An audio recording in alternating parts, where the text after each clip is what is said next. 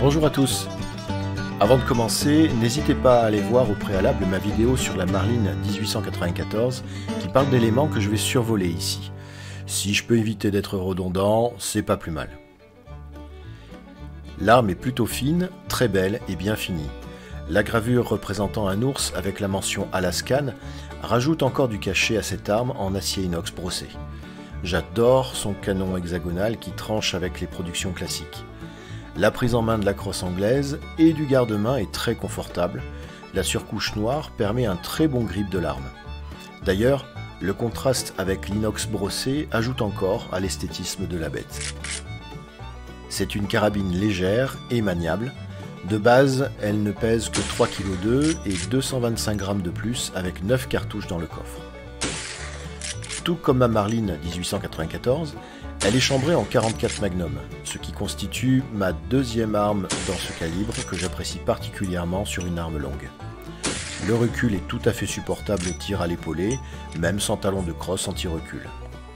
Cette arme et sa munition sont en catégorie C vis-à-vis de la législation française, un atout majeur selon moi pour la simplicité d'acquisition et la durée de conservation sans devoir s'inquiéter de ce qu'en dira la préfecture au bout de 5 ans. Dans une carabine, la puissance de la munition n'est plus à démontrer. Attention quand même à la flèche du projectile, passé 100 mètres, votre zone d'impact va sacrément s'orienter vers le bas. Le coût de la cartouche est raisonnable si vous voulez vous entraîner régulièrement. Tablez sur 32 € environ pour une boîte de 50 cartouches. Le canon est pré-percé sur le dessus pour pouvoir y monter un rail Picatinny et donc une lunette à la place de la visée Skinner. Mais la position de la lunette se retrouvera plus vers l'avant dans une configuration typée scout. Attention donc à ce détail.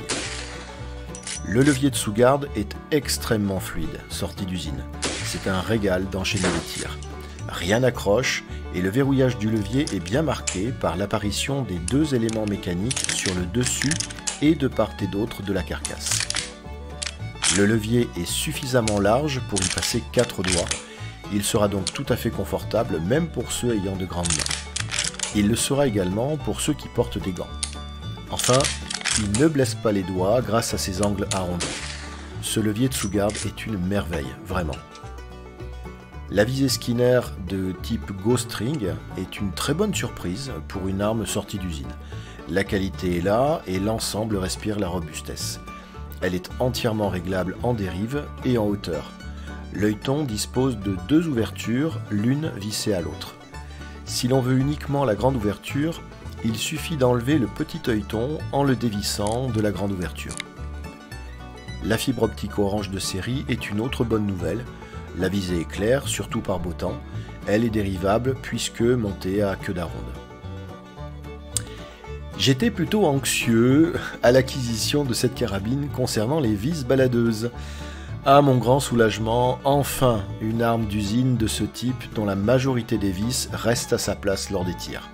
Et qui ne crée pas d'incident de tir non plus pour un oui ou pour un non.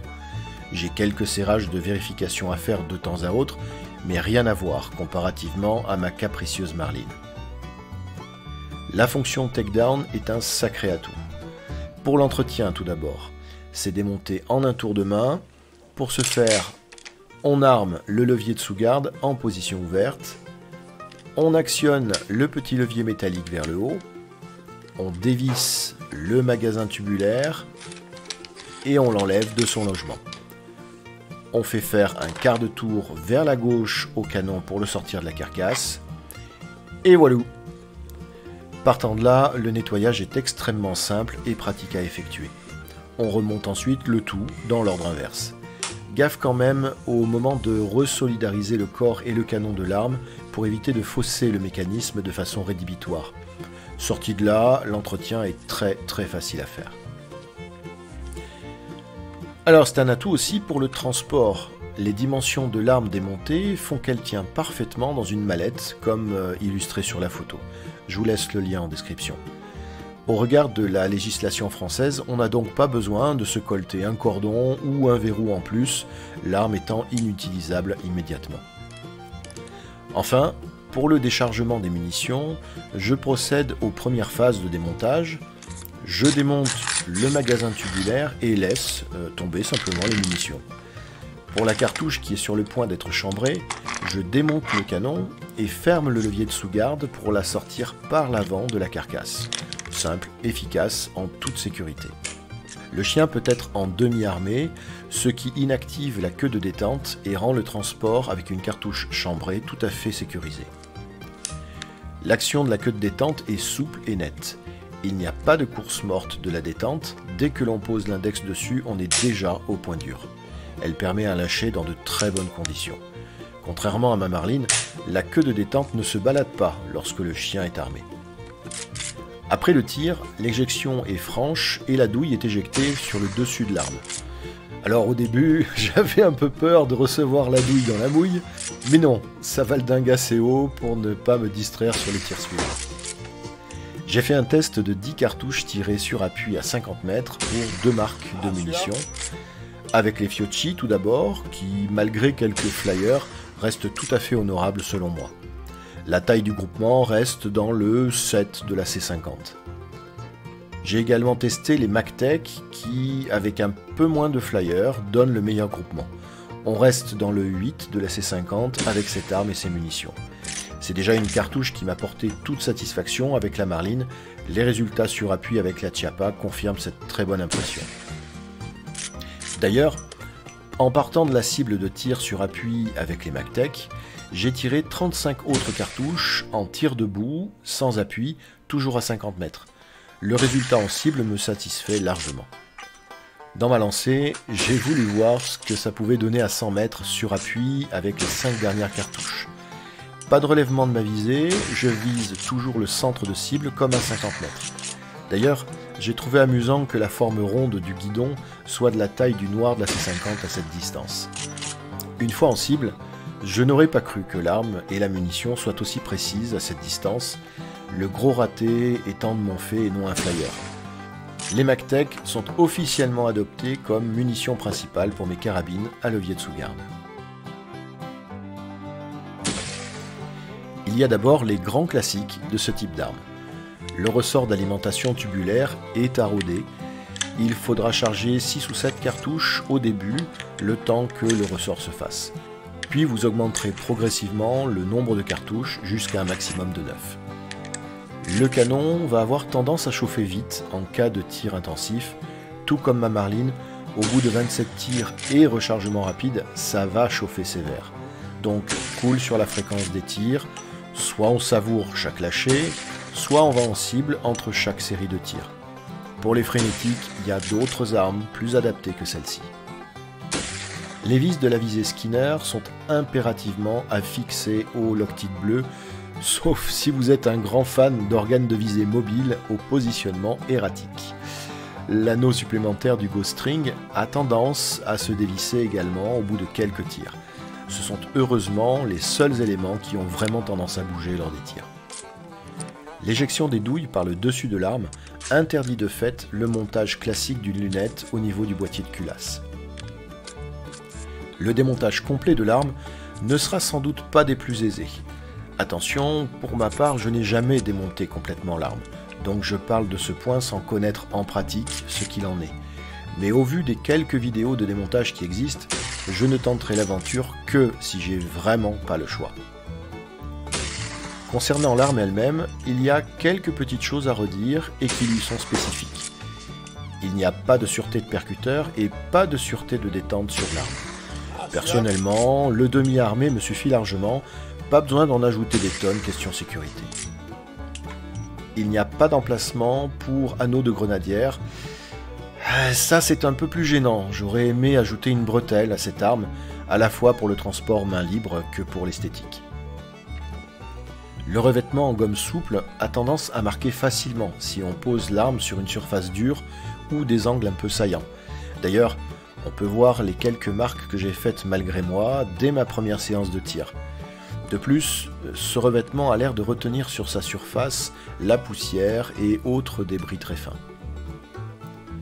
Attention pour les petits gabarits, la crosse peut devenir trop longue si vous ajoutez un talon anti-recul. Dans un réflexe pavlovien, j'en avais acheté un directement avec la carabine, mais il s'est finalement avéré gênant pour mon épaulé naturel de l'arme. À ce jour, mettre ou non ce talon sur la crosse constitue encore un dilemme personnel. En début et en cours de séance, sans le talon, je me dis que le recul est finalement pas si terrible que ça à gérer, entre 50 et 100 cartouches tirées.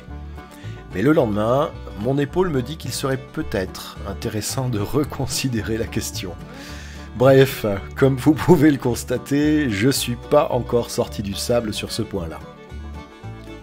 De base, la fenêtre de chargement est blessante à l'introduction des munitions. Le bord saillant est très inconfortable et on se pince facilement les doigts. Un coup de Dremel est donc plus que conseillé pour adoucir les contours de cette fenêtre de chargement. Le ressort d'armement du chien grince quand on l'active. Rien de bien méchant en stand de tir, mais si vous êtes chasseur, je vous recommande chaudement le démontage de la crosse pour huiler le ressort responsable. Pour info, la crosse se démonte en retirant uniquement la grosse vis sur le dessus de la crosse. C'est une opération rapide et très facile à faire. Dernière chose, qui n'est pour l'instant pas un inconvénient, mais plutôt un point d'attention à avoir particulièrement. Ce système takedown est à vérifier et à éprouver sur le long terme. Il constitue un point intrinsèquement faible de l'arme si une pression importante est appliquée au point de jonction du canon et de la carcasse. Il est également possible qu'il y ait du jeu dans la durée ou en cas de mauvaise utilisation. Pour l'instant tout va bien, mais il me semble important de pointer cette faiblesse potentielle de l'arme. Au bout d'environ 400 cartouches, je n'ai à déplorer aucun incident de tir.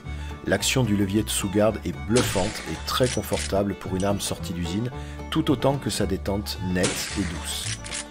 Avec sa visée Skinner et sa fibre optique orange de série, cette carabine se paie le luxe d'être moins chère que ma Marlin de base, sans parler des achats faits pour améliorer cette dernière.